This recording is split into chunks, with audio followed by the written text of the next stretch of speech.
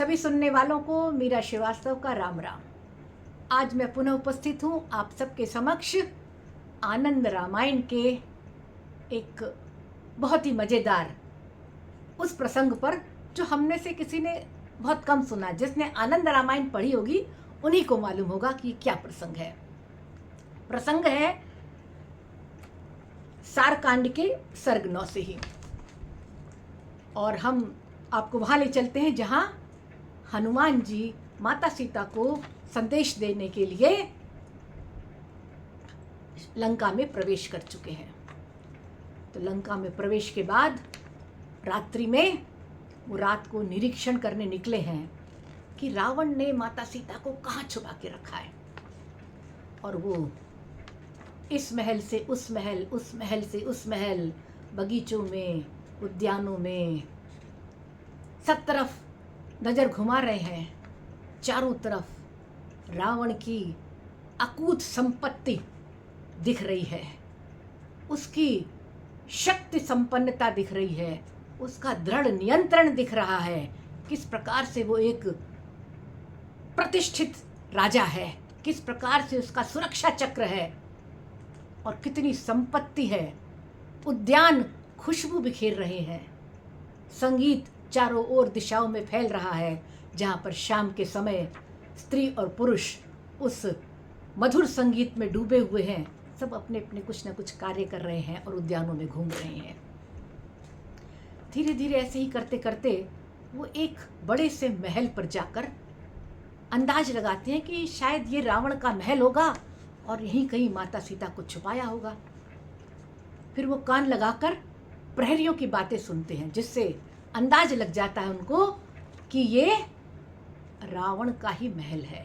और वो तब वातायनों से, झरोकों से, वातायन वेंटिलेटर, झरोकों से झांकते झांकते चलते जाते हैं। दिव्य वस्त्रों में, दिव्य आभूषणों में स्त्रियां शयन कक्ष में हैं, राजपुरुष हैं और प्रहरी सभी अपना अपना पहरा दे रहे हैं। वो इधर उधर कक्ष में घूमते घूमते पहुंचते हैं तो झरोके से देखते हैं कि एक व्यक्ति जो है वो पलंग पे लेटा हुआ है। तो उसे अंदाज लगता है उन्हें कि यही रावण होगा, क्योंकि जो कुछ उनके बारे में सुना था और जो प्रहरी कह रहे थे उससे लग रहा था कि यही रावण का महल और यही रावण होना चाहिए, जिस प्रकार का उनका वहाँ सुरक्षा चक्र घिरा हुआ था। वो उसको देखते हैं और सोचते हैं कि क्या यही है महान तपस्वी रावण, यही है महान विद्वान रावण, यही है शिव भक्त रावण, यही है लंकापति रावण। इसने माता सीता को अपहरण करके अधर्म क्यों किया? जो इतना विद्वान है, जो खुद इतना तपस्वी है, आखिर क्यों ये अधर्म, ये पाप उसने किया? तब उसको लगता है कि इसको सजा तो, जो दंड जो है वो तो प्रभु श्री राम देंगे ही। मैं उसको एक चुनौती तो दे सकता हूँ, इसके अहंकार को तोड़ सकता हूँ।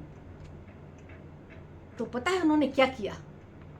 वो चुपके से जा पहुंचे और एक कटार नुमा, चाकू कह लीजिए, कटार कह लीजिए, तलवार कह लीजिए, एक निकाली, कटार निकाली।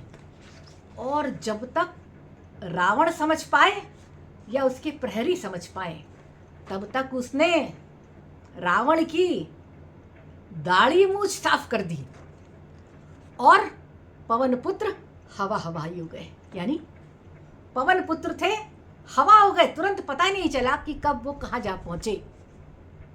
अब रावण और उसके प्रहरी तो अचंभित। हनुमान जी का यह कृत्य यह दर्शाता है कि उन्होंने रावण को चुनौती दी कि तुम कितना भी अहंकार कर लो, कितना ही तुम लंकापति रावण हो, तुम्हारा सुरक्षा चक्र कितना ही कठोर नियंत्रण में है, महल सुरक्षित हैं, उस लंकापति रावण के शयन कक्ष में घुसकर श्री राम के एक छोटे से दूत ने उनकी इस अहंकार युक्त दाढ़ी मूछ को साफ कर दिया। दाढ़ी मूछ राजाओं के, महाराजाओं के, सम्राटों के सम्मान का प्रतीक होती थी, प्रतिष्ठा का प्रतीक। आज भी बहुत सारे क्षेत्रों में हमारे यहाँ दाढ़ी मूछ रखना प्रतिष्ठा का प्रतीक माना जाता है। तो ये कृत्य केवल ये सिद्ध करना था कि तुमने जो सीता माता को चुरा कर, उनका अपहरण करके जो अधर्म किया है, जो पाप किया है, एक छोटा सा श्री राम का दूत तुम्हारे अहंकार को तोड़ सकता है, तो श्री राम तुम्हें क्या दंड देंगे तुम सोच नहीं सकते। ऐसी चुनौती हनुमान जी ने उनको दी। और उसके बाद जो हुआ वो तो बहुत सारे लोग जानते हैं, पर ये प्रसंग एक अनूठा प्रसंग था जिसमें हनुमान जी ने सिद्ध कर दिया कि वो हनुमान हैं, राम भक्त हनुमान। कोई भय नहीं, कोई डर नहीं, कोई झिझक नहीं, कोई संकोच नहीं।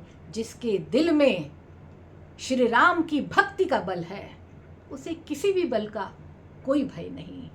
बोलो बजरंग बली की जय। अगले वीडियो में शीघ्र ही मिलती हूँ। नमस्कार।